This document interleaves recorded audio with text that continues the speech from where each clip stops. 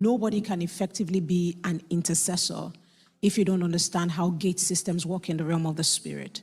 Because the spirit realm is all about legalities, is all about entries and exits. And from the very foundation of creation, when the Bible opens up in Genesis, is all over Genesis, God coming down to engage with man. Initially, it was in the garden system. And through the garden, it became a place where humanity and divinity could abide as one. But when there was a violation of the trust and communion between God and man, we see man outside of the garden.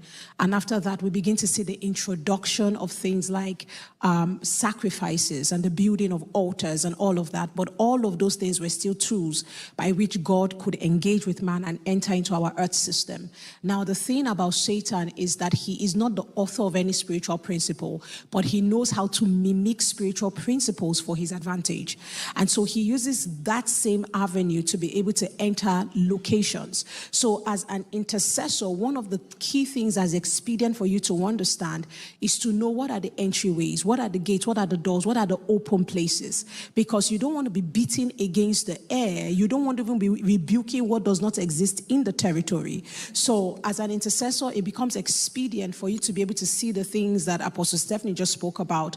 And when you spoke about the serpent, I remembered when the apostle said, a great and effective door has been opened unto me, but there are many adversaries. So the adversaries are always sitting at the door. So as an intercessor, when you go through opposition, it is not a sign that your intercession is not working.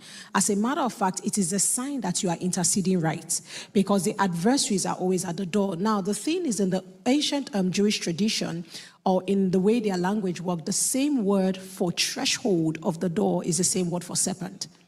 And the reason why it's the same word for the serpent is because in those days, the serpents used to hide in the threshold. So before they entered their houses, they had to bid against it. And so you then begin to understand why every time God is about to open a door or a principality is taking a land, it goes to the door. It goes to the open spaces. So an intercessor has to understand this, that you are called to stand between two kingdoms, to understand what are the legal rights that you have as a son of God, and to legislate it across borders. And you are going through the border of light to the border of darkness, but to know that irrespective of where you journey into in the realm of the spirit, you are never alone. You are a greater threat to hell than hell is to you.